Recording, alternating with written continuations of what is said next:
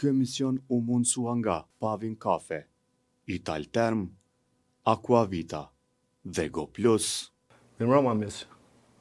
Zhvillimet e kësaj jave, veçanërisht kuvendi i LDK-s, nuk kanë mujt me kalu pa i diskutu me Adriatik Elmendin. Adriatik, mirëmbrëma. Mirëmbrëma. Visar, mirëmbrëma. Je për çdo natë në televizion, por si drejtues i emisionit dhe njerëzit jo shumë shpesh ju shohin para kamere në cilësi të një gazetari shumë vjeçar, tashmë të bën 28 vjet, 28 vjet gazetar, përmi 20 vjet drejtuesi i Rubikonit, dhe natyrisht njerëzve ju intereson me të pa pak edhe për te qëndrimin që i kia të tash po shkruaj pak më rrallë se përpara ata që janë dashamirë të leximit, spaku një herë në javë kanë lexuar opinionet, po auditore. Si e ke pa kuvendin e LDK-s? Ke qenë neutral në krejt këto zhvillime, është fol për dy kandidat, njëri i pa shpallën, në këtë rast përparim Rama, kryetari i Prishtinës, dhe zoti Abdigjiku në përpjekje për ta mbrojt fronin e vet edhe një herë. Unë besoj se çdo zhvillim që ndodh në subjektet opozitare ose ish opozitare, mes po flasim ende pa u konstituar kuvendi, duhet shihet në prizmin e asaj se si ndikon në zbritjen e kundërshtarëve të ty, partisë në pushtet, derisa ata vlerësojnë se partia në pushtet nuk po udhëheq vendin në mënyrë se si duhet. Për këtë arsye, pra, çka do të ndodhë në partitë opozitare, ka rëndësi të madhe edhe për vendin, dhe në këtë dritë kom pa edhe çka ka ndodhur në LDK. Ajo që ka ndodhur sigurisht nuk e zbrit partinë pushtet. Ajo që po dua të them është e para ka qenë e panevojshme, dhe bëhet tash. Për shkak se ne po pam rezultatet që dolën me 7 qershor, ishin pa kënaqshme për LDK-n, për sunimin e LDK-s, por kanë qenë pa kënaqshme edhe për lëvizjen vetëvendosje edhe për PDK-n, dhe ndoshta është më ndryshe se hera tjera kur LDK-ja në krye me Lumir Abdigjikun nuk e ka arritur rezultatin e synuar, por këto ishin rrethana pastaj që krijuan mundësinë me një organizim të mirë, me një plan më të qartë, me angazhim më të madh në terren, dhe çka do tjetër që ndoshta LDK-ja të filloj konsolidimin duke par hapësirën që partitë tjera, që LDK ka pas tradicionalisht rivale, si Lëvizja Vetëvendosje dhe PDK, kanë filluar të humbin ndjeshëm dhe seriozisht elektorat. Mos të harrojmë, dhe do ta diskutojmë edhe këtë, Lëvizja Vetëvendosje brenda vendit e ka humbur për 5 muaj e gjysmë çdo të tretin votues. Pra nëse ne 3 kemi votuar për Lëvizjen Vetëvendosje, brenda 5 muaj e gjysmë, njeri nuk ka votuar më për Lëvizjen Vetëvendosje. 134.000 vota brenda vendit i ka humbur për 5 muaj e gjysmë Lëvizja Vetëvendosje, duke qenë pushtet, duke i pasur gjithë fuqinë që jep pushteti edhe me shfrytëzimin e buxhetit Kosovës, gjitha resurseve logjistike, ndikimit në njerëz e shumë të tjera. Por në përqindje nuk është se ra shumë. Po, se nuk arritën të përfitojnë këto parti tjera nga kjo rënje, se ra dhe PDK-ja, pra dhe PDK-ja duke qenë opozit, rezistoi në 2 ciklet e parafundit zgjedhore, por i humbi 34.000 vota në ciklin e fundit zgjedhor. Kështu që LDK-ja dhe gjitha subjektet opozitare është dashur që analizën e tyre të brendshme ta shikojnë edhe duke u krahasuar me Lëvizjen Vetëvendosje dhe duke vlerësuar se Lëvizja Vetëvendosje megjithatë filloi një rënje që pakkush do ta kishte parashikuar, ndoshta sidomos pas rezultateve spektakulare që i pati me 28 dhjetor. Dhe energjinë e tyre dhe strategjinë e tyre ta ndërtojnë duke e parë atë rezultat. Ndoshta ka nevojë për ndryshime, ose jo ndoshta, ka nevojë për ndryshime radikale brenda partive opozitare. Se fundit i bie se çka do që po ndodh dhe me vetëvendosjen ato s'po munden të rikuperohen dhe të arrijnë të bëjnë konkurrencë serioze që të marrin pushtetin. Por nga njerë edhe timingu, koha kur bëhen këto vlen. Ishte pa qartë pse vendosën që tash ta bëjnë, derisa është në prag të formimit të institucioneve së pari konstituimit të kuvendit dhe votimit të presidentit, tregojnë se nuk flasin me një zë. Po, LDK-ja. megjithatë ka interpretime, apo paktën unë kështu e shoh, se inicuesit e këtij kuvendi të jashtëzakonshëm janë ngut edhe për shkak se nuk duan koalicion me lëvizjen vetëvendosje. Dhe fakti që zoti Abdixhiku e nguti kuvendin, pra kur e caktoi datën për e nguti me qëllim që me josh të tjerët me pushtet duke i bindur ata se po hym në koalicion qeverisës me lëvizjen vetëvendosje. Unë besoj se kjo ka qenë një përpjekje për të krijuar një percepcion publik në këtë mënyrë, por ne që të tre dim sa njohim njerëz brenda subjekte politike.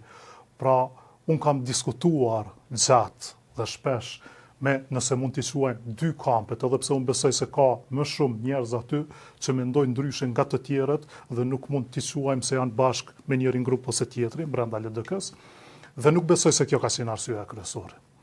Pra, se në fund edhe në deklarimet e tyre publike, asnjëherë, ose mos ta absolutizoj, nuk kemi parë të tjerët thonë ne do të ndërprejmë çfarë do biseda me partitë e tjera për formimin e institucionit. Nuk e kanë bërë. Pra, edhe këta që kanë qenë hapur kundër Lumir Abdixhikut. Pra, unë besoj se kjo ka dalë pastaj si një interpretim për të krijuar percepcion, po në fund nuk qëndron. Dhe unë besoj se do ta shohim edhe ditët në vazhdim, se cili do të jetë disponimi, se pavarësisht se zoti Abdixhiku u konfirmua kryetar, nëse nuk ka disponim të kryesisë dhe organeve të tjera, grupit parlamentar brenda LDK-s, sërish zoti Abdixhiku kryhen vete, nuk mund zhvilloj asnjë bisede me askë, e aq më pak me zotin Kurtin për formimin e institucioneve, se pastaj do të jetë i zhveshur nga fuqia, nëse ai arrin një marrëveshje e cila nuk do të mbështetet nga forumet e Lidhjes Demokratike të Kosovës, atë nuk ka vlerë. Kështu që besoj se kjo megjithatë nuk është çështja kryesore pse ka çuar, këtu besoj se ka përgjithësi edhe zoti Abdixhiku pse erdhi puna deri këtu nuk ka qenë më i kujdesshëm në botë me gjuhën që e ka përdorur, edhe por ka edhe diçka të saktë nga ato që thot zoti Abdixhiku se ne jo vetëm të LDK-ja, mund të them se kjo ndodh edhe te PDK-ja e ndoshta edhe te AK-ja. Shohim se nganjëherë janë të vetkënaqur që kanë pushtet lokal dhe thonë këto punë të mëdha edhe ashtu nganjëherë po janë të komplikuara, s'ka dert, le të vazhdoj Albini me to, nuk është të thënë se ne me do e mos të jemi në pushtet në këtë kohë. Nganjëherë mendoj se fatkeqësia më e madhe e subjekteve politike opozitare është që kanë pushtet lokal shumë më të madh se vetëvendosje, partia vetëvendosje, dhe kjo i bën që të ndihen komod se është pushtet real në terren. Dhe për këtë arsye pra edhe kjo thyrja që shohim pra ndërmjet po përmendim disa emra, zotit Muhaxherit Pejës dhe zotit Imri Ahmeti, ata i fitojnë zgjedhjet e tyre, pra lokale, dhe marrin pushtetin e tyre, dhe ndjenja pastaj e Abdixhikut është se s'po angazhohen aq sa duhet për nivelin qendror. Nuk mendoj se qëndron. Pse ata po fitojnë? Se i bie pastaj që ata kur po janë ngar vet po fitojnë. Edhe zoti Abdixhiku është ngar, jo, po edhe zoti Abdixhiku është ngar për të bërë kryeministër, por pastaj po votojnë dikë tjetër, Kurtin më tepër ose Hamzën më tepër se ty. Por besoj se këtu e ka gjenezën kjo përplasja dhe pastaj hatërmbetje, një deklarat këtu, një qëndrim atje, është mbledhur dhe ka gufuar me kuvendin e panevojshëm, duke pas gjithashtu parasysh se LDK ka zgjedhjet e rregullta vitin tjetër dhe duke pas parasysh se kishte një kuvend po ashtu të jashtëzakonshëm në janar ku zoti Abdixhiku e mori pra sërish mbështetjen për të vazhduar partinë. Që i bie për ta rumbllaksuar nga ky proces ka dalë lënduar vetëm LDK-ja. Dhe nëse gjithë ata mendojnë për të mirën e LDK-s, atëherë nuk e pas kanë menaxhuar si duhet punën brenda LDK-s që të përfitoj LDK-ja dhe e kanë dëmtuar LDK-n. Tash të shohim se sa do të jenë të aftë, ta rikuperojnë, ta kthejnë LDK-n, se nganjëherë po harrohet, nuk është vetëm njerëzit që janë LDK, në fund LDK-ja varet nga disponimi i votuesve. Dhe nëse votuesit e shohin se LDK-ja më tepër po merret me vetveten, se sa me atë që i brengos jeta më e mirë, mirëqenia, shëndetësia, arsimi, politika e jashtme, marrëdhëniet me aleatët, gabimet që po i bën pra pushteti i aktuali Kurtit dhe po merren me njëri tjetrin, atëherë rrezikohet që të shikojnë adresë tjetër për të parë një opozitë më të fortë ndaj asaj që i brengos çdo ditë, e që është pushteti aktual i Kurtit. Njërë, bisar edhe një çështje para. Njëri tha, LDK-ja po vetë shkatërrohet. Dhe kuvendin e fundit po e shohin si të tillë. Plekisht edhe si sarkazma, po nërë se nështë ta dek me renë, është edhe i ka ardhë koha LDK-s me shku për mi hap rruga dikuj tjetër që sfidon Albin Kurtin. Se dorën zemër në qëtë frym, Abdil Gjiku nuk po sfidon Albin Kurtin. Nuk po sfidon as Zoti Hamza. Pra i mbetet i pas sfiduar.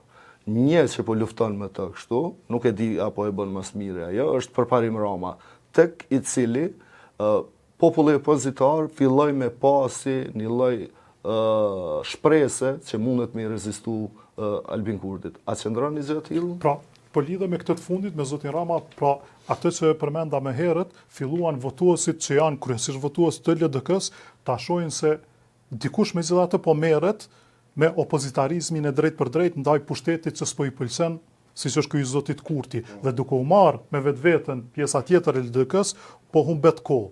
Po ne kemi diskutuar shpesh edhe në Rubikon, edhe bashk. Pra, nuk jem krejtësisht i sinqert. Jo vetëm LDK-ja, po nëse këto subjekte politike ekzistuese opozitare nuk arrin që të ndrojnë trendin e rritjes së tyre dhe ta mundin në një të ardhme që është normale në demokraci, atë që sot e ka pushtetin zoti Kurti, në këtë rast jo vetëm pse është zoti Kurti, por partitë, subjektet politike luftojnë për pushtet dhe ekzistojnë për pushtet, për të çeverisur, atëherë mos ka kuptim fare ndoshta edhe të ekzistojnë së gjitha. Duhet diçka të ndrojë radikalisht në subjektet politike opozitare në mënyrë që të shihen si alternativë për të ndruar një pushtet që shumica e qytetarëve tash po dëshmohen, nuk e shohin më si zgjidhje të problemeve të tyre, për shkak se është matematikë në fund, po bien votat e vetëvendosjes, po nuk po mund t'i përthithin ato vota, nëse e provon në 3 cikle zgjedhore dhe në njërin arrin një rezultat ku partitë opozitare marrin më tepër vota dhe kanë më tepër deputet në kuvend se sa lëvizja vetëvendosje, nuk arrin të bëjnë asgjë, shkon në një cikël tjetër zgjedhor, zoti Kurti tregohet i shkallët që duke përdorur çka do që ka mundur të përdor, të arrijë rezultatin që arriti me 28 dhjetor dhe sërish ti ikën larg ti shkëputët partive opozitare, ti jetë 2-3 fish më i madh se cila nga partitë opozitare veç e veç. Vije edhe një cikël tjetër zgjedhor, sërish të bie Kurti, po të mos arrin ato vota të zhgënjimit nga Kurti, ti marrin këto parti opozitare, diçka radikalisht duhet ndryshoj. Kështu që jo vetëm LDK-ja duhet t'ia shtroj këtë pyetje vetvetes, por sidomos edhe PDK-ja, e cila humbi 34.000 vota për 5 muaj gjysmë, dhe ndoshta te AOK-ja është herët ta gjykojmë se AOK-ja bëri një ndryshim dhe po shohim një entuziazëm të shtuar të zotit Xhini, i cili nëse luan mençur, si thuhet, mund të marrë edhe nga këtë që diskutuam për zotin Rama, pra një adresë përfitoj duke u parë si adresë serioze e kritikës dhe alternativës ndaj një pushteti ekzistues, atëherë mund të ketë rezultate më të mira. Por starti i AOK-s është shumë i vogël dhe duhet 2 fishim e 3 fishim për të pas një efekt për të arritur ndoshta ku është PDK-ja sot. E duhet 5 fishim për ta sfiduar drejt për drejt pra lëvizjen vetëvendosje, kështu që unë besoj se duhet ndërhyrje radikale të partitë opozitare, se po Kurti po humbet pushtet në mënyrën më të shpejtë që po humbet dikush, pra duhet të nënvizuar asnjëherë zgjedhjet Kosovës nacionale, nuk ka një parti që në cikël 5 muaj e gjys ka humbur 104.000 vota. Po, prapë zoti Kurti është i pari që nga 200.000 ka kthyer në 400.000 vota ndërmjet 2 cikleve zgjedhore. Por edhe tash, po e merr edhe këtë rekordin e zi me humbjen e 104.000 votave, çdo tretin votues brenda Kosovës, duke pasur pushtetin thuajse absolut në Kosovë. E këtë s'po mund ta shfrytëzojë opozita. Misal, ju s'keni debatu më ti prej kohës sa ke qenë në politikë. Më duket që intervista e fundit që kom pasi kryetari vetëvendosjes ka qenë me Juve. Dhe pastaj kollon drejtë. Që thonë tjetër është histori. te Adriatiku kanë shku zakonisht kur kanë dashur me bë kapërcime të mëdha. Në fakt është intervista e parë që kam bën sekretarit vendosjes, pasi që dolën shesh kjo përçarja e brendshme. Dhe atëherë nuk kemi folur për këtë publikisht.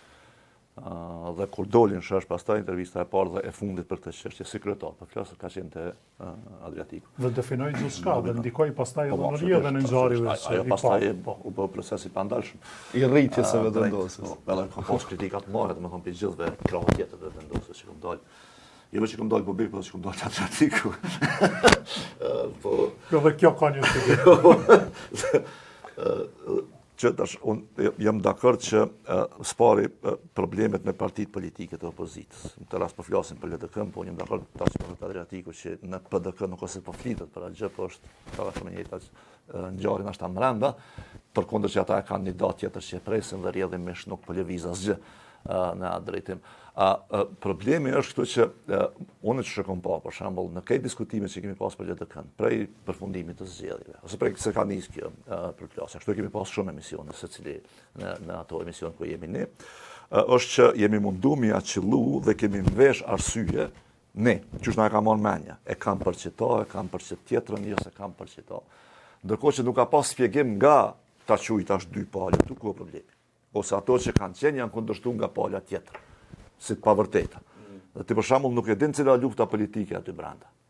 Po, është një grup që kanë dashur me shkarkuzë të Abdigjikut për shkak të pakënaqësisë me rezultatet zgjedhore, mirë po, tash rezultatet zgjedhore më të mira nuk ka pas LDK-ja as në shkurt, ta zëm si pozit, ka qenë e treta, dhjetor shumë më keq, kështu që nuk është hera e parë që ndodh kjo. Për kundër kësaj do në zemër tash në këtë proces zgjedhor, megjithatë ka pas një varritje, nuk ka qenë e kënaqshme absolutisht për bajtona. Po LDK-ja është një prej partive të mëdha, e vetmja që s'ka rënë vota. Apo është rritur pak, po s'ka rënë. Po. Pra, lëvizja vendosje ka rënë shumë. Edhe AK-ja është rritur pak, pas 4000 vota. PDK-ja duke qenë në opozitë, njëjtë LDK-ja ka rënë për 35000 vota. Këta e kanë rrit pak. Kështu që kjo kur thoshte zoti Abdiziku që ka pas rritje megjithatë prej dhjetorit, është e vërtetë. A ka pas asnjë rritje ku kanë pas dëshirë LDK-ja dhe ku pas e kanë pritë elektorati vet, jo s'ka pas, kjo është evident. Po që kjo mungesa e një narrative politike të asaj se cila kishte me qenë ajo LDK ndryshe që e kërkojnë, ka munguar. Po mendoj që kjo është problem, si diskutim po plas. E dyta është që kur e sheh, domethënë akuzat që ja kanë bërë njëri tjetrit palët. Unë përpajtona këtu me gjuhën që ka qenë e shkujdesur nga të dy janë, po në zemër. Natyrisht kur vjen për kryetarit partisë është problematike shumë, sepse ti vazhdon me qenë kryetar dhe nëse ti për shembull i akuzon pak a shumë ngre dyshime për sabotim procesit zgjedhor, për njerëzit kryetar të komunave dhe njerëz të fuqishëm brenda partisë, atëherë kjo e tregon një ndarje edhe një hendek shumë thellë brenda. Po akuzat që ja bëjnë njëri tjetrit, pak a shumë mund të përmbledh në dy. Krahu i Lumir Abdigjikut shihet nga tjerët si ajo ide politike që do me bolje dhe këm pateristë të VV-s, ndërkohë që krahu i Abdigjikut i shek të tjerët, si kur dojnë me bolje dhe këm pateristë të PDK-s. Po e vulgarizoj kështu për me përmbledh. Dhe unë mendoj që këtu ka pak mbase të vërteta, po më shumë se sa të vërteta ka problem të madh, sepse asnjëri prej këtyre krahëve nuk e shohin LDK-n ose nuk e identifikojnë dhe definojnë LDK-n së pari se çka është. Po vlera e LDK-s po reduktohet në preferencat bashkëpunuese me parti tjera. Që mendoj që është gabim i madh për identitetin e partisë. Tash na kemi një LDK, nëse ka identitet tash. Çfarë po të më lidh? Ne kemi një LDK që na e mbajnë mend, edhe ata që e përkrajnë, dhe ata që kanë kundërshtuar, një LDK që ka pas identitet jashtëzakonisht të fuqishëm politik. Më të fuqishëm se këto tjera. Këto parti tjera në Kosovë e kanë definuar veten në kundërshtim me LDK-n. Apo jo? Me shka qenë e para ma e madhja për shkak të popularitetit edhe fuqisë politike të presidentit Rugova, kështu me radhë. Dhe tash LDK-ja po bjen që ajo e cila po e definon veten në kundërshtim me tjerë. E kjo është humbje në start për mendimin tim. Që pastaj përkthehet edhe elektoralisht. Unë kam analizën pak më ndryshe, ndoshta në nuansa nga kjo që po thoni, pikërisht nisur nga fakti që LDK-ja, sidomos kohëve të fundit, ka pasur tendencë parasitet kështu pra. Ose në ndikimin e vetëvendosjes ose në ndikimin e PDK-s. Unë besoj se asnjëra nuk qëndron për faktin se megjithatë pse LDK-ja parasitet nganjëherë në këtë mënyrë nuk është se nuk ka identitet vetin politik, nuk është se nuk ka program politik, ose nuk ka vizion se cila duhet jetë ardhmja e Kosovës. Por për shkakun se LDK-ja, dhe këtë e dim edhe nga gjitha sondazhet, është më e lakmuara nga gjitha subjektet e tjera politike për bashkëpunim. Për shumë arsye. Pra, dikush mund të thotë se ka persona që janë përgatitur më mirë në aspektin ekonomik, dikush politik t'jashme, dikush se nuk janë shumë dvrasht për bashkëpunim, kanë përvojë institucionale një pjesë e caktuar, ka aty po ashtu grupe njerëzish që kanë studiuar në universitetet më të mira.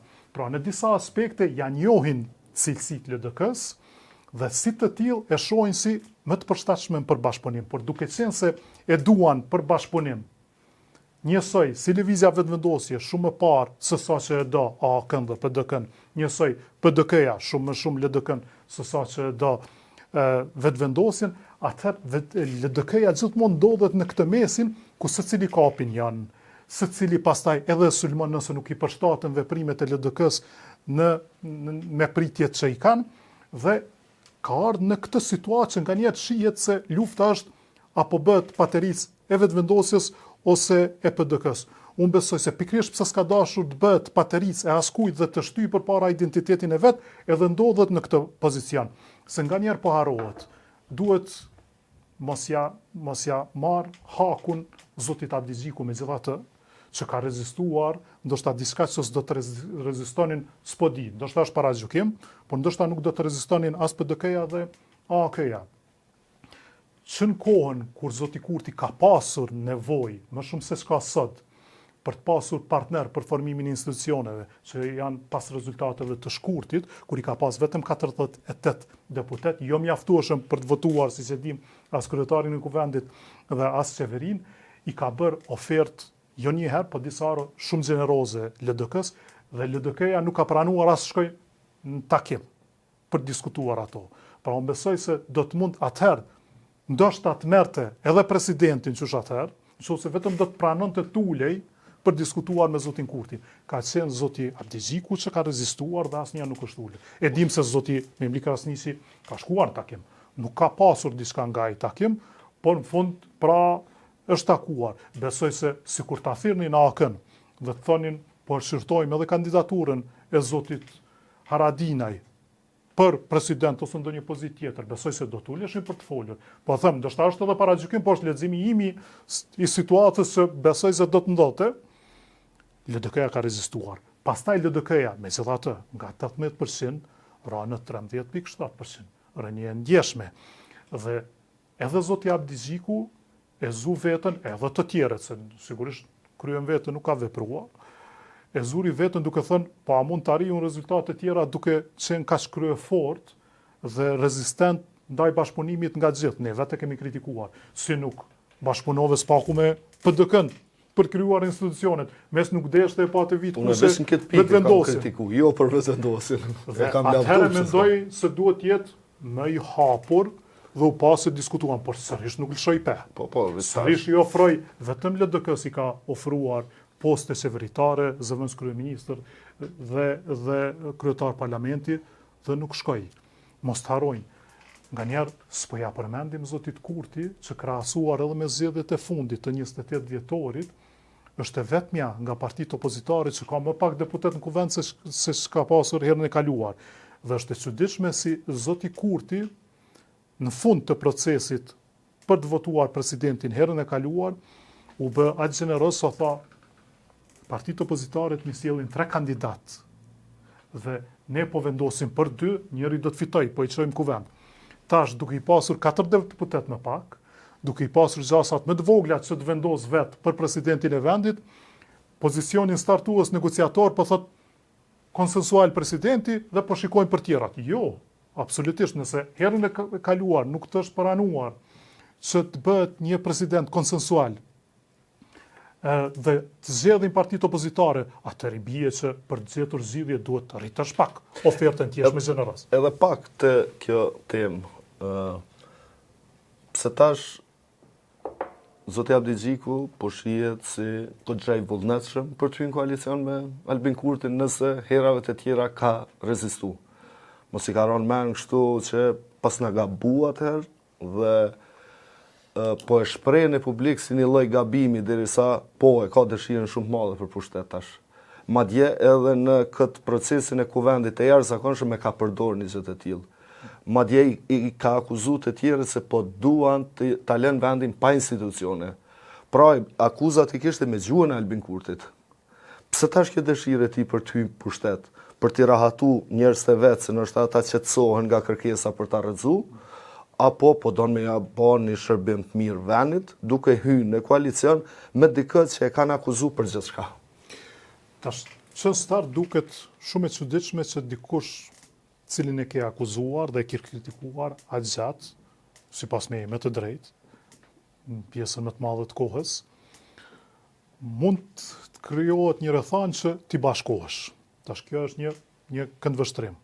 Po në anën tjetër, ne po jemi dëshmitar edhe të cikleve zgjedhore, edhe të kritikës me cilën e filluam këtë emision për pafuqinë dhe pamundësinë e partive opozitare për të bindur fundi-fundit votuesin që t'ju besoj më tepër. Votuesi i Kosovës i ka besuar këtyve subjekteve politike, bazuar edhe në rrethana që u krijuan me intervenimet që i ka bërë Kurti gjatë gjithë kohës brenda zgjedhjeve, po në fund certifikimi i zgjedhjeve ka ndodhur, rezultatet i kanë pranuar gjithë dhe ky është verdikti i pranuar nga subjektet politike që i ka ardhur atyre nga populli. Kjo është e para. E dyta, nëse po je i pa fundi-fundit, është fjalë që qëndron, që ta mundësh në zgjedhje zotin Kurti dhe vendi po degradon dhe ti vazhdon të biesh murit me kokë. Ndoshta duhet menduar edhe për të ndruar strategjinë. Shikosh se si mund të ndihmosh vendit duke bërë diçka, duke marrë pozicion. E tash, duke thënë këtë, unë besoj se do të ishte gati se kataklizmike për LDK nëse vendosin të hyjnë në ndonjë bashkëpunim për formimin e institucioneve me vetvendosjen, pa qenë LDK libreza e personit që do të bëhet president. Pse e them këtë? Se Këtu desha edhe dalë.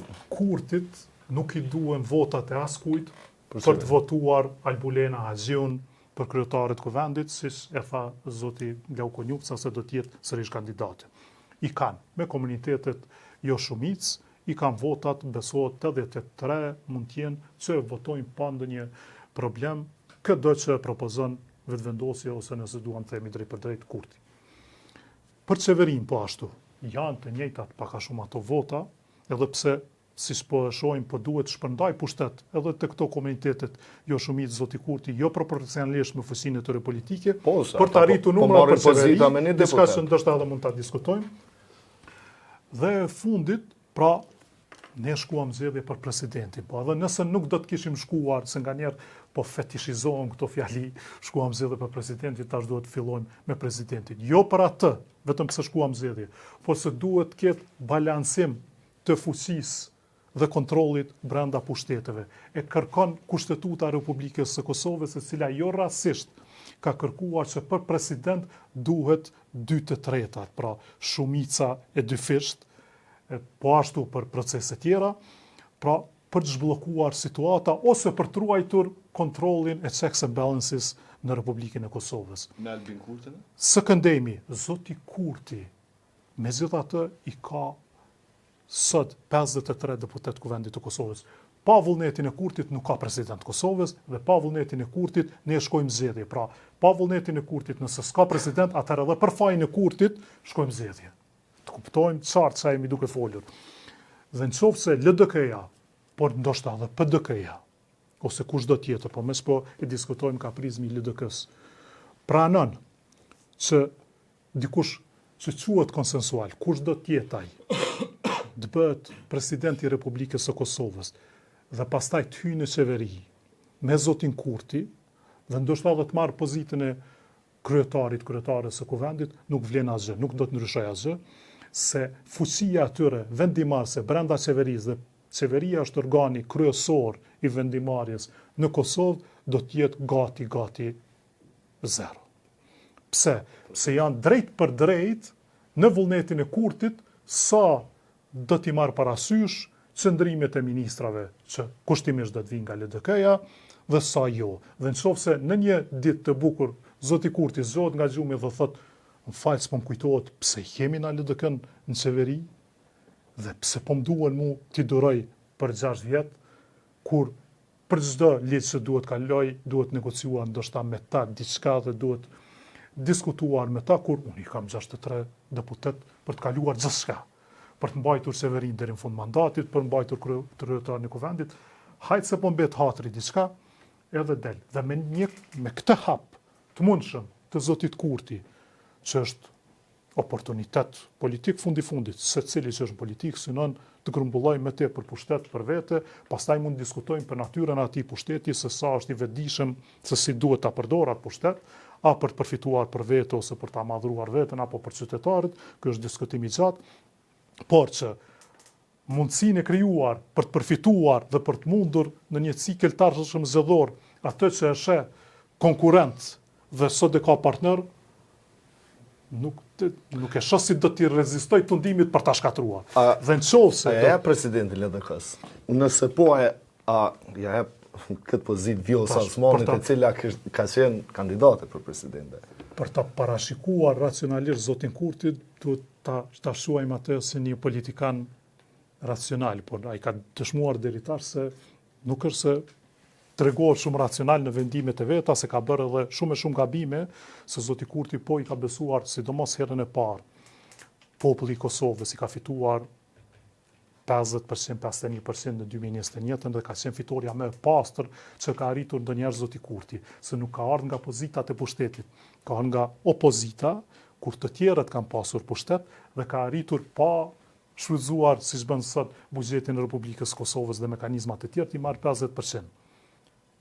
Por ne pam se çka bëri me atë pushtet, nuk e përdori për ta transformuar shoqërinë, duke pasur presidentin, kryeministrin, gjithë qeverinë të vetën, kryetarin e kuvendit, shumicën parlamentare, por ne e dim se si jemi sot dhe mund t'i numërojmë që janë pra rekorde të zeza në shumë fusha, filluar nga politika e jashtme, zhvillimi ekonomik, izolimi i Kosovës, ecja në integrimet euroatlantike, pra ne gjithçka jemi mbrapa.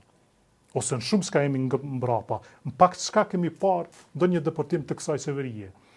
Por të kthehemi të kjo, nëse LDK-ja hyn ose kushdo nga opozita për t'ja bërë ose kvorumin, ose votat për çfarëdo presidenti vetëvendosjes, pa qenë ai president, se për atë po i bjen presidenti vetëvendosjes, nëse nuk është me libres partije, LDK, PDK ose AK, atëherë kushdo që bëhet konsensual do ta di nesër, sa do i pavarur që ai është bërë president ose ajo është bërë presidente, se një 63 vota ose drejt për drejt Kurtit ose të partnerëve të tij ja kanë mundsuar.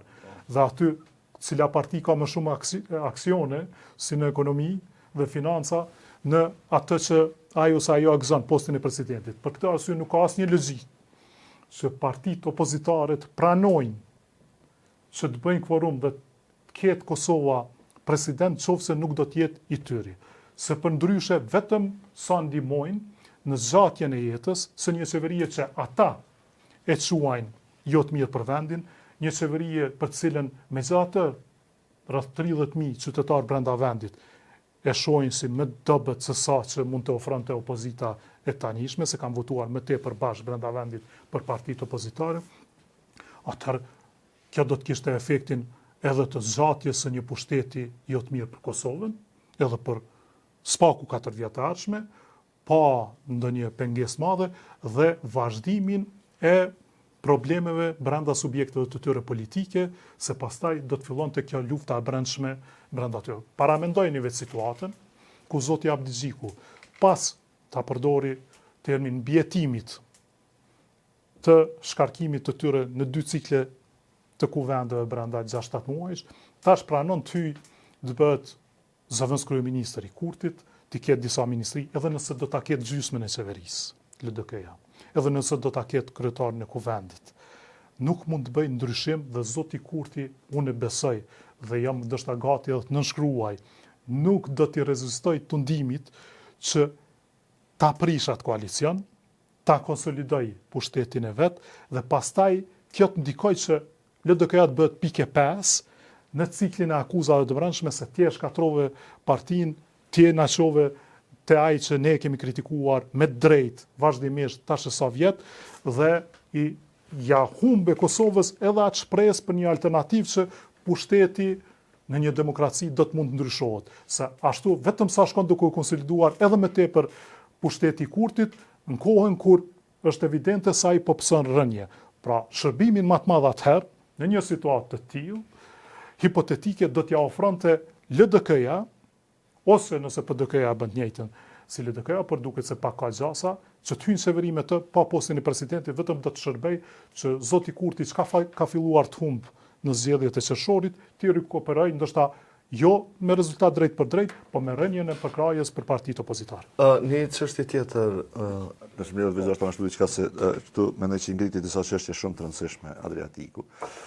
E para, unë mendoj që edhe këtu pajtohemi besoj që të tre, është që tendencat politike të Kurtit dhe racionaliteti që vështirë kuptohet nga perspektiva racionaliteti formal, që është njëri për shkak fiton zgjedhjet do me bëj qeveri, që ai është racionaliteti unë që kuptoj politik. Dhe bën koalicion me çata që mush, unë mendoj se ka një racionalitet tjetër, domethënë pushteti personal, dhe zgjerimi i tij i vazhdueshëm. Do mendoj se taktikat e Albin Kurti kanë këtë si synim. Pra, ai bën qeveri, bën koalicione, i prish ato, bashkëpunon me ty, bashkëpunon me tjetrën, në kuadër të kësaj. Qarta 6 vjet që na ka ndërtuar që kjo nuk është për mirëqeverisje në Kosovë. Që shancat i ka pas me mirëqeverisje. E dyta është interes i natyrshëm i lëvizjes vetëvendosje me e dobësu LDK. Sepse votat mas shumë që i merr lëvizja vetëvendosje janë prej LDK-s. Dhe jo Është interes për t'i dobësuar gjithë, po sidomos LDK, se është më të lehtë që ta përthyth votuesin e LDK. Se paknacia e votuesit të LDK-s shkon edhe bëhet vot për vetëvendosje, nuk shkon kërkun tjetër. Dhe ana sjelltës. Në mos. Po flas kështu në prezident. Dhe në këtë drejtim për shkak këta që e përmendi Adriatiku është shumë interesant që mos më shpyto si lloj paradoksi, se lëvizshmëria e madhe e votave të lëvizjeve të vendosjes se ka asnjë parti tjetër. Ngritjet e shpejta, rënjet e shpejta. Po qërët i mos harroni që duke pas këtë pushtet në prej vitit 2021, lëvizja e vendosjes ka humbur më shumë të deputet duke qenë pushtet nga grupi parlamentar se asnjë parti tjetër. 10. Po. Domethënë është e pamendueshme kur e ki të gjitha pushtet edhe deputetëve shkojnë tjetër ka. Çto janë ato paradokset, sepse lëvizja e vendosjes është parti në të cilin në shërbim të interesit politik të një njeriu. Nuk ka lëvizja e vendosjes kur ka qenë në opozitë ka pas një farë identitetit të kundërshtuesit. Po presë ka ardhur në pushtet, po përpajtohen se edhe lëvizja e vendosjes ka identitet. Po e ka peshën e fortë pushtetit Albin Kurtit. Në pastaj lëvizja e vendosjes ka vetëm një identitet që drejt për drejt nuk mund quhet identitet, po vul. Ajo është Albin Kurti. Asgjë tjetër, ka një figurë, nuk ka një identitet. Kur gjithë s'është as parti me kështu realisht. Tash, a disa paknaci janë vetëvendosjes sot. Nuk krahasohen paknaci këto parti tjera me aty brenda. Mirë po që ajo që pesh gravitues. Mirë po kjo është problem për shembull edhe për bashkëpunëtorët eventuale, dhe që tu dashta mund të lidhen çapo thotë Adriatiku. Pesha gravituese, magnetike e lëvizjes vendosjes është tash më e madhe se partive tjera. Pra një president që do të duke formalisht konsensual, gjasat më të mëdha ka me shku ka vetëvendosja për shkak mallësisë saj. Edhe fuqisë së saj. Edhe fuqisë. Po drejt për jo me drejt. bindje mo. Se vetëvendosja mo nuk tërheq njerëz për shkak bindjeve. Veç për shkak pushtetit. Natyrisht pushtetin po e duan të gjithë, prandaj joshen, edhe mos është edhe çka logjika e LDK-s Abdixhikut që të hyjnë pushtet ndoshta mujm me rrit votën apo duke ndarë edhe interesa. Analiza ime është duhet ditur edhe çfarë pushteti po don dhe si ta shfrytëzosh atë pushtet. Pushtet për LDK-n, për përfituar vota duke qenë qeveri me Kurtin pa president, është theqafje dhe jo rritje. Okay. Adriatik, me shtator ka një zhvillim të jashtëzakonshëm për Kosovën, i cili pas që lidhet me fatin individual të 4 të akuzuarve atje, domosdoshmërisht lidhet edhe me historinë tonë më të re, luftën çlirimtare, ndërtimin e shtetit, sepse atje ndodhen 4 drejtuesit kryesor të luftës së UÇK-s. Si keni pa këtë proces dhe fakti që e keni taku edhe fizikisht në Hagë, zotin Thaçi, e keni intervistu po ashtu, ka qenë një intervistë e gjatë, e para më duket në televizion, si jetu e pa këtë zhvillim? Unë jam marrë shumë dhe gjatë edhe me drejtësinë tranzicionale, pra unë jam avokues publik i një iniciativës në themelimin e zonjës Natasha Kandish, pra për kërkimin të vërtetës së luftrave në ish Jugosllavi dhe arritjes së procesit të tejkalimit duke ditur se kush ka bërë, pra dhe cilat janë viktimat, në një ambient ku do të mundsohet pajtimi si model i parë tashmë në Evropën, shembull të luftës pas luftës së dytë botërore e shumë të tjera. Por jo vetëm edhe nga ky aspekt, unë kam qenë edhe si gazetar edhe si opinionist, jam marrë aktivisht me këtë temë, është trajtuar me dhjetra herë në Rubicon. Në fillim procesit kam dhjetra opinione shkruara dhe të botuara tashmë edhe në librat e mi për këtë temë, dhe unë kam qenë kundër kësaj që nga fillimi në kuptimin kur është bërë qartë se do të gjykohet vetëm një etni. Nuk mund ne të themi se ajo figura justicias me sytë mbyllur e bën drejtësinë sy mbyllur, pra për gjithë barabart, kur që në gjenezë do të themelohet një gjykatë që do të gjykoj vetëm një etni. Pra, si e tillë nuk ka mundur që të kaloj atë gjykimin edhe moral, nëse mund ta përdori, të krijimit të një organizmi që krijon drejtësi. E dyta, secili prej nesh jemi të nduar kur kemi parë se akuza është e tmeshme dhe e llatashme.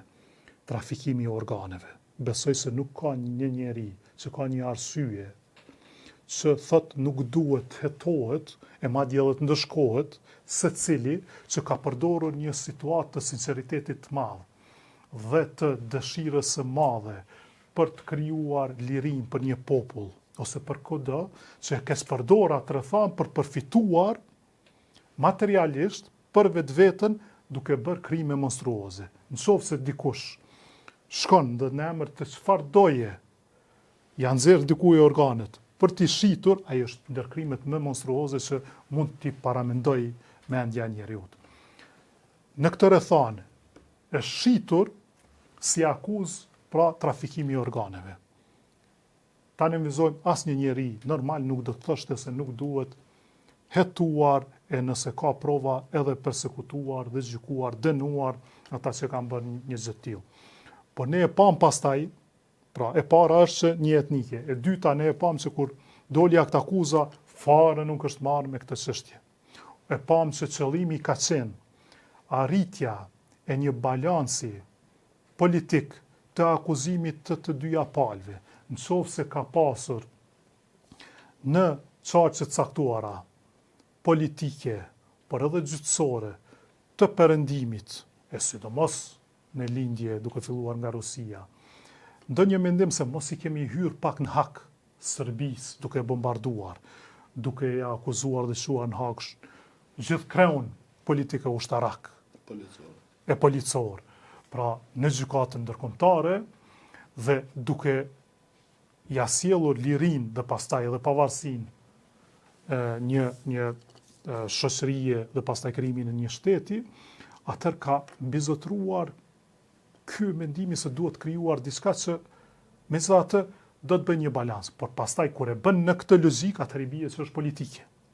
Dhe duke qenë politike, ti shikon 6 argumente për të justifikuar qëndrimin tënd politik. Për këtë arsye, kjo ka qenë një krijesë bukur e përshtatshme dhe e pa nevojshme që ashtu siç ka filluar unë besoj se edhe do të përfundoj. Se fundi duke dalë të bindin deputetët të Kuvendit Kosovës se për të pastruar lufta e drejtë ushtrisë shqiptare duhet krijuar një organ të tillë, siç është gjykata speciale, dhomat e specializuara, atë s'ke se si ti të mos thuar se je për, nëse i beson procesit, po u tradhtuan proces, se nuk doli që është për hetimin e trafikimit organeve, por disa nga krimet e pretenduara, të cilat kryesisht kishin pasur gjykime dhe procese edhe të mëshme. Së këndemi, unë besoj se humbja më e madhe dhe në rrafshin diplomatik dhe politik e Kosovës ka qenë mënyra se si u krijua kjo gjykatë dhe akuza që po bëhet atje. Pra, duke u nisur nga diçka që ka mundur të jetë shumë e sinqertë dhe të ketë simpatin e secilit njeri racional që duhet të hetuar krimet e tmerrshme që ka mundër dikush t'i kryej në emër çfarëdo ideali të pretenduar por që e ka përdorur, përfundoi në quajtjen e ndoshta lëvizjes më të suksesshme të shqiptarëve për liri dhe pavarësi, siç ka qenë ushtria çlirimtare e Kosovës, një ndërmarrje për bashkët kriminale, atëherë pasojat janë më të mëshme që ka mundur dikush t'i paramendoj, se nëse në fund ne shohim me 14 shtator që të 4 udhëhecit UÇK-s, të cilët pastaj ishin edhe persona, disa prej tyre që shpallen dhe shtetin e Kosovës, gjithçka që kanë arritur nëpërmjet të një organizate të përbashkët kriminale, kushdo mund ta shtyjë si argument se edhe lufta çlirimtare e një populli e ka bazën në një organizat të përbashkët kriminale, e cila qëllimet i ka pas kriminale dhe jo si se kanë proklamuar lirinë e një populli, dhe pastaj rezultati i asaj lufte dhe përpjekjeve të tjera, që është krijimi i shtetit Kosovës, i ka themelet në veprimtari kriminale. Ne e dim që të tre këtu se kjo absolutisht nuk qëndron, dhe për këtë arsye, kjo gjykat pastaj mund shihet si një monstrum i krijuar nga synimet politike që do të çojë vetëm përfitime për Serbinë dhe ata që kanë qenë kundër Republikës së Kosovës.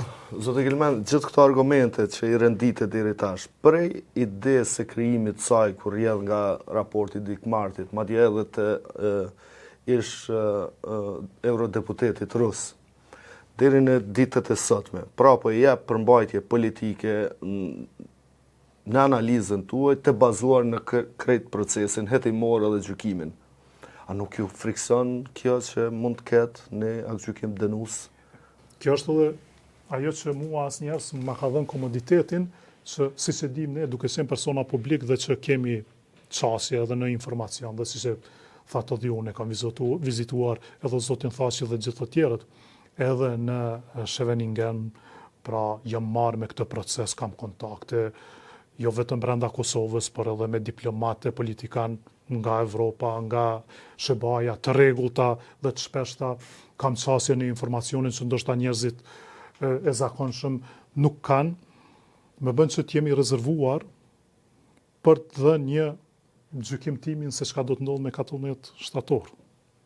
Se nëse mbizotron argumenti politik, ka drojse edhe mund të shpallen fajtor. Nëse e kam parë se qëllimi ka qenë politik, ndërtimi i argumenteve ka qenë për të justifikuar qëllimin politik, dhe nuk ka pasur pastaj dëshmi për të mbështetur pretendimin politik, atëherë duhet të flas vetëm drejtësia. Dhe nëse flet vetëm drejtësia, unë isha të liruar. Dhe për këtë arsye pra nuk mund, duke ditur se si është iniciuar, si është nxizur, si është zhvilluar, si ka shkuar vetë procesi i gjykimit, t'japim një opinion të bazuar në fakte se cili do t'jetë verdikti përfundimtar, pra nëse vlerësohen ajo çka kemi parë gjykohet në Hagë dhe nga bisedat që kanë zhvilluar edhe me avokatët, ekipin mbrojtës dhe grupe të tjera të informuara për procesin, unë besoj se do t'jerohen.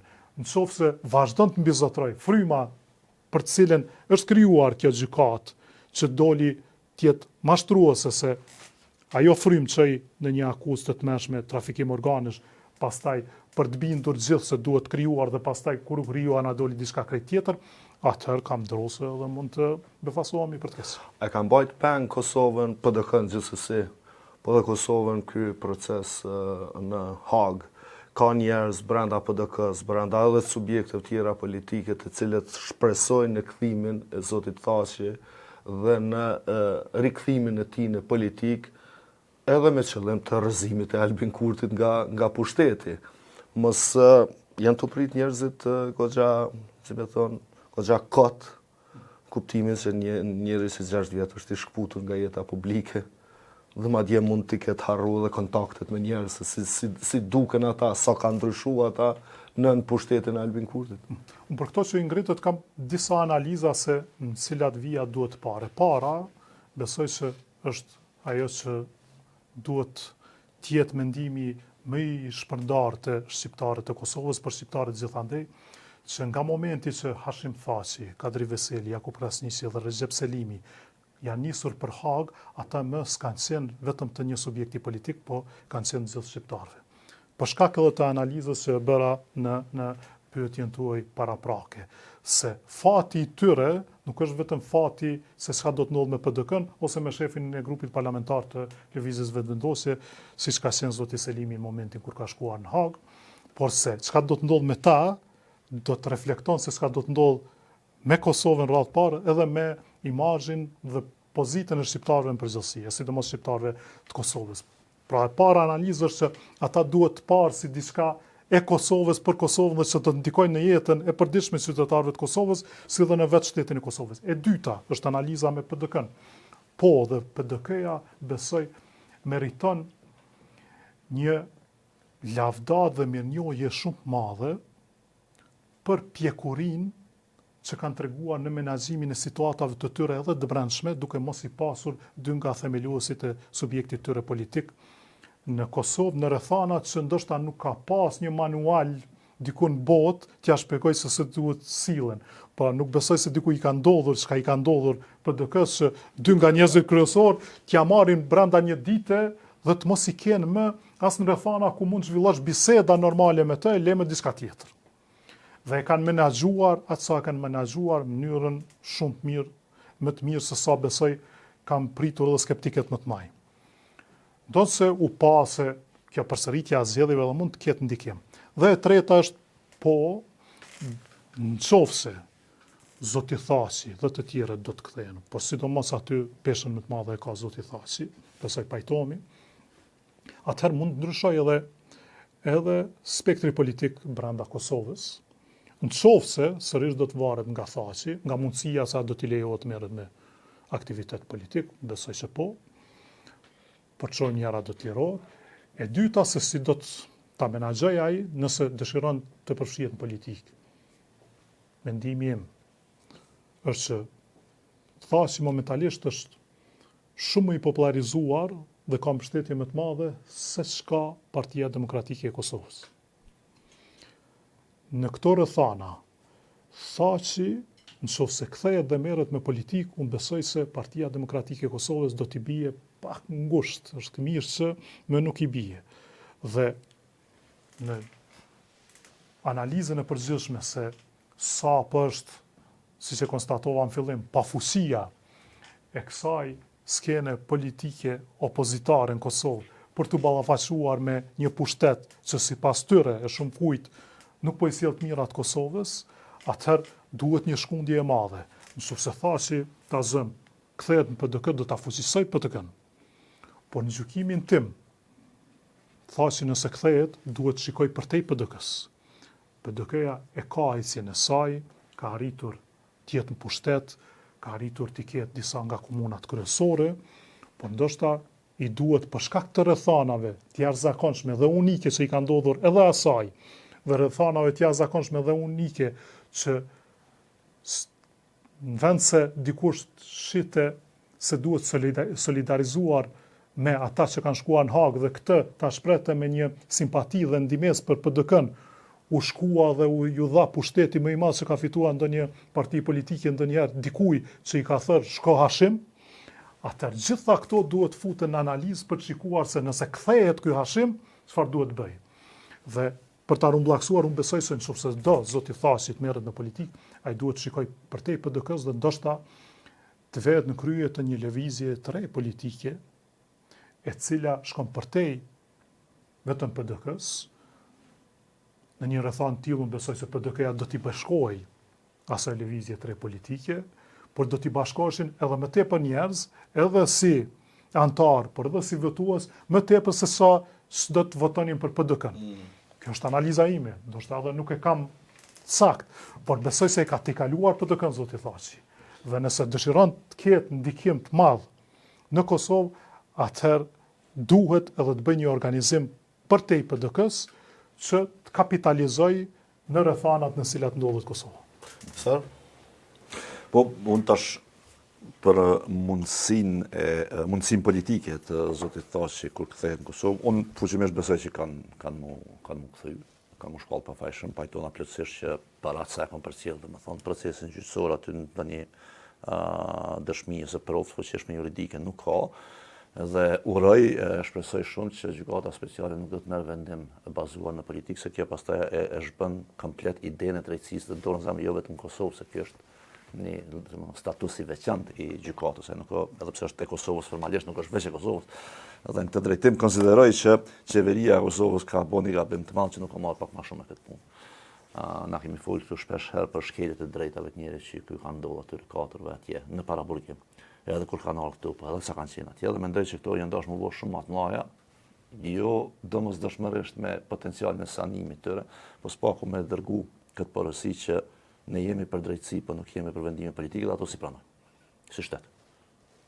Që është dashur më dërgu si sinjal që kam dronë që pak nuk e kena dërgu. Si popull po, protestat e kam pas ato. Si institucione jo fort, barat sa kam pa dhe di. Nashta kam ndodhur të kanaleve që na nuk i kemi pa, edhe herë të rritna.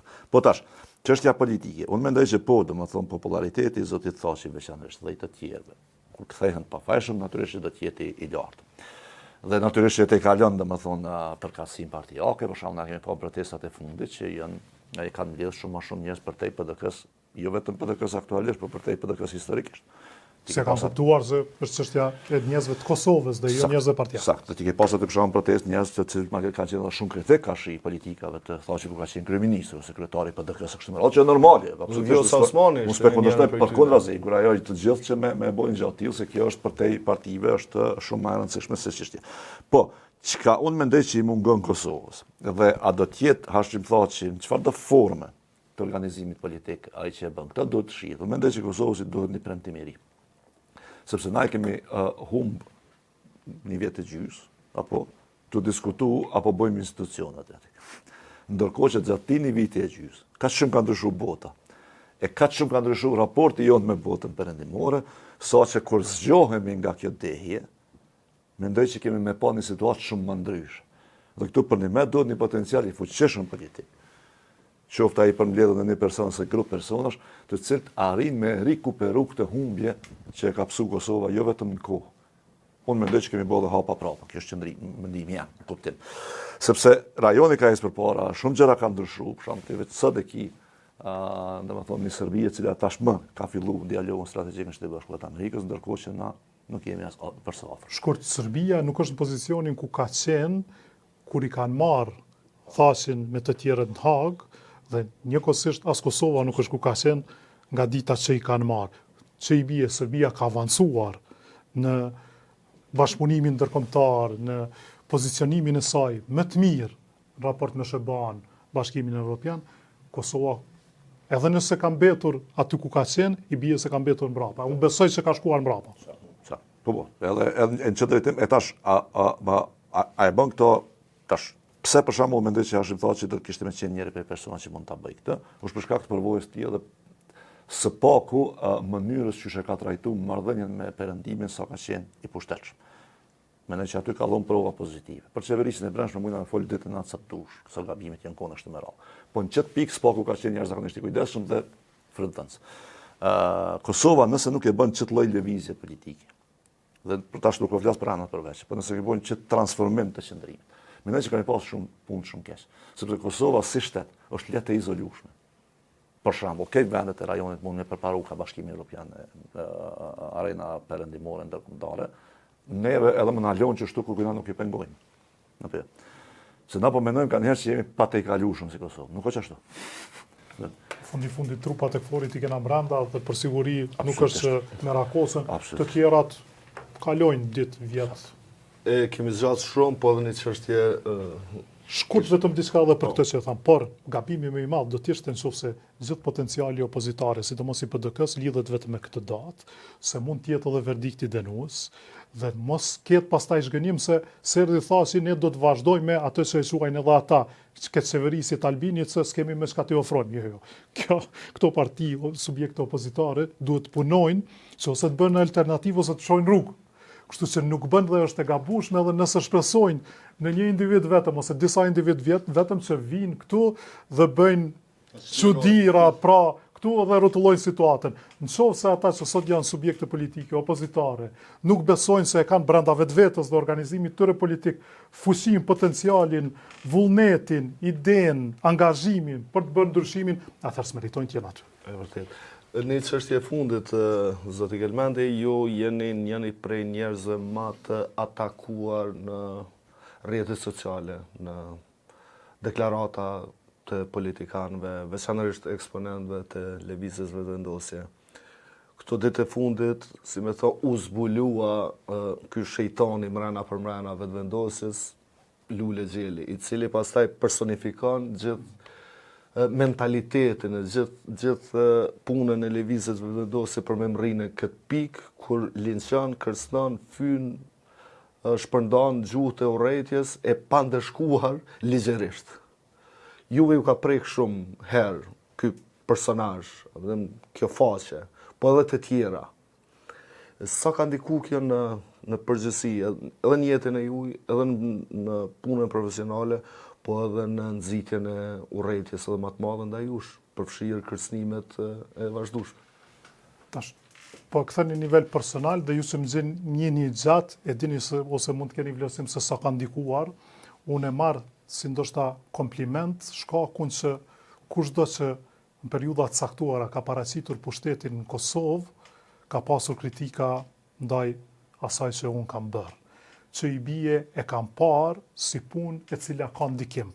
Dhe nëse ajo punë ka ndikim, mund të ketë ndikim edhe kritika ime për mos punën e tyre, dhe për atë kanë ndjerë nevojën që edhe të zbusin ose të minimizojnë efektin e kritikës që ka mundur dal nga puna ime, në mënyrë që të përfitojnë në rrugtimin e tyre politik. Gjithatë brutaliteti është tjetër. Po, vetëm edhe tash rrethanat janë tjera, edhe kemi një vetëvendosje që ka shfrytzuar çka ka në dispozicion më mirë se partitë tjera politike, ose thënë në anën më keq se partitë tjera politike. Por unë jam sulmuar dhe sulmohem shpesh edhe nga mediat në Serbi.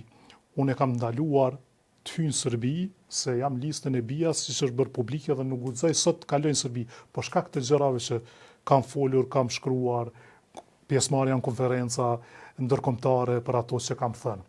E dyta, e di edhe Visari, e di edhe ti, që unë kam qenë edhe ndër personat që jam kritikuar dhe atakuar shumë edhe nga Partia Demokratike e Kosovës. Se nëse ka një person, nëse ka një person që është kritikuar më tepër nga një studio televizive gjatë kësaj periudhe pas luftës së Kosovës, është Hashim Thaçi dhe në Rubikon. Pra, unë mund të them se kam bërë. Ajo ka qenë maja e icebergut. Por ka pasur gjatë gjithë kohës sa Hashim Thaçi ka qenë i pushtetshëm dhe pushteti, ballafaqime drejt për drejta me mua në Rubikon, ose edhe me kritikat e mia, duke qenë edhe, mos harrojmë, kryeredaktor në Mediumin me ndikim në Kosovë atëherë, në koha, në KTV, duke qenë redaktor përgjegjës në koha ditore, para se tisha në KTV si kryeredaktor, pra duke qenë pozitat ndikimit për te i Rubikonit në punën time, kështu që po e ka marrë si kompliment që më kanë marrë seriozisht edhe PDK-ja, edhe LDK-ja, edhe AK-ja, edhe Serbia. Dhe njësoj sot nuk më bën shumë përshtypje që merr seriozisht edhe vetëvendosja dhe vendos që të ma zbe ndikimin, duke përdorur ndoshta, dhe këtu pajtohemi të gjithë, metodat më të fllihshta që mund t'i përdor dikush për të cenuar integritetin, besueshmërinë, ndikimin e dikujt. Së këndemi, unë besoj se lëvizja vetëvendosje e ka bërë më së miri për ta këtë punë, jo për të zbehur ndikimin tim, se unë si jam dalur dhe vazhdoj të mos ndalem, dëshmi është edhe kjo bisedë që po e bëjmë sot, dhe angazhimi im i përditshëm në sferën publike, edhe me Rubikon, edhe në forume tjera, për të thënë atë që mendoj dhe për dhënë kritiken për fenomenet ose pushtetet që besoj se e meritojnë. Por tjetra që lëvizja vetëvendosje ka përdorur, duke filluar nga rrjetet sociale, dhe kjo ne nga njerë harrojmë, po unë kam pasur sulme edhe nga lëvizja vetëvendosje, dhe kur zoti Ymeri ka qenë aty kryetari i lëvizjes vetëvendosje, dhe zoti Ymeri besoj e di se pse janë bërë ato dhe çfarë qëllimi, sigurisht për të penguar këtë angazhimin tim ose të kujdo tjetër që ka pasur një kritik. Unë ti, se po shkoj me njejs, ne kemi qenë kritik të vazhdueshëm edhe të PDK-s, edhe të vetëvendosjes në gjitha periudhat kohore. Dhe kemi parë se i kemi penguar shpesh atyre që kanë synuar të kemë pushtetin. Por derisa Zoti Kurti arriti ta konsolidoj pushtetin të vetëm ajo që ka paraqet vetë, pra një individ, t'i largoj zërat kritik madje edhe brenda organizatës së tij politike, ta mbush siç e ka sot lëvizjen vetëvendose vetëm me njerëz, ose kryesisht me njerëz, se mos t'i hyj hak ndonjërit që megjithatë ndoshta ka profil dhe mund të ofrojë diçka, por janë të pakt, ata që janë tillë në lëvizjen vetëvendosje, sidomos në grupin parlamentar, pra që të ketë njerëz që ja din për nder Zotit Kurti, që vetëm për shkak se ai është kush është dhe ka popularitetin që e ka, edhe zgjedhor, ata kanë çfarë do lloj pushtetje, disa madje edhe vend pune, atëherë ata nuk i japin kritik as Zotit Kurti dhe kthehen në makina votuese. Pra nuk i sjellin asnjë të lashë Zotit Kurti. Për atë të lashën a e shet e njerëzit që asnjëherë nuk i janë bindur, asnjëherë nuk i janë nënshkruar, po unë besoj se Zoti Kurti madje shkon përtej asaj, duke qenë as i preokupuar me perceptimin e të tjerëve për të, ati më së shumë të i pengon njerëz që Zoti Kurti kur s'ka arritur sistemi ne t'ja mbush mendjen. Unë besoj se jam një nga ata dhe jam krenar për këtë që Zoti Kurti asnjëherë nuk ka arritur të ma mbush mendjen se e ka seriozisht luftën e tij për të mirën e kësaj shoqërie dhe për shtetin e Kosovës, për të mirën e shqiptarëve, ose se ka ndonjë ambicie shumë të madhe, më të madhe se këta tjerë, për të avancuar këtë popull dhe këtë shtet përtej pozicionit ku është sot. Unë kam parë të Zoti Kurti që nga ato kontaktet e mia të para me të qoftë në Rubikon, por qoftë edhe private, se ai paraqet ndoshta oksimoronin më të madh që mund ta gjesh në një njeri të vetëm, në një individ. Pra kundërshtinë më të madhe që mund ta gjesh në një individ. Derisa ai fliste për organizimin horizontal të lëvizjes vetëvendosje, ku të gjithë janë të barabartë dhe asaj nuk është më i fuqishëm se të tjerët, unë e shija mënyrën e ligjërimit të tij, të angazhimit të tij, ideve të tij, se ai vetë nuk e sheh, nuk e ka bindur se është i angazhuar për të, po e ka mjet për të bindur të tjerët se kjo është e vërtetë. Dhe sa po mori një pushtet caktuar, ai u kujdes që të ndrojë edhe statutin e partisë, që zgjatet pushteti i tij, të forcohet pushteti i tij dhe që nga hyrja e tij në politikë ai ka vazhduar të punoj e deri sot dhe kësaj dite që të konsolidoj jo pushtetin madje as vetëvendosjes, pushtetin e tij personal. Për përfitimin e tij personal që jo domosdoshmërisht duhet të jetë financiar. Dhe kur po e reduktoni gjithë fuqinë edhe pushtetin tek ai personal, ai bie kjo që edhe këto fushatat në rrjetet sociale janë të organizuara personalisht nga Albin Kurti. Paramendo sa thjesht është përgjigjja në këtë, i ka vetëm dy shkronja po.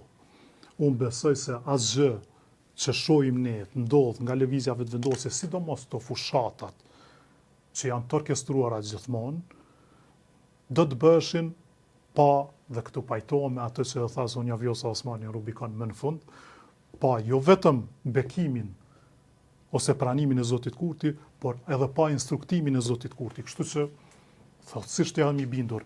Po që Vjosa Osmani nuk po flet më për këtë punë se po shpreson pushtet. Flasim ne.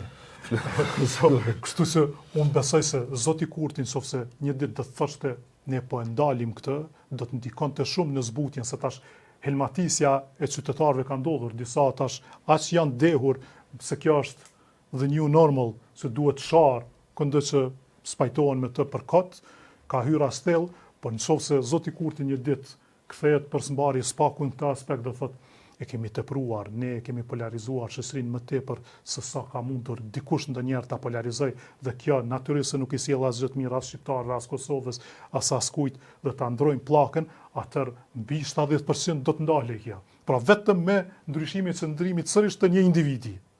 Por derisa se shohim se Zoti Kurti asnjëherë me asnjë fjalë spakun s'kan parë, ka kërkuar që të ndalet gjuha urrëties, linçimi ndaj kujdo që nuk ka menduar si ai, e as më tepër atyre që nuk janë nënshtruar ndaj tij, E për me tepër atyre që s'ja kanë mbushur mendjen dhe nga njerë dhe kanë përqeshur, ata nuk do të ndryshoj kjo në Kosovë.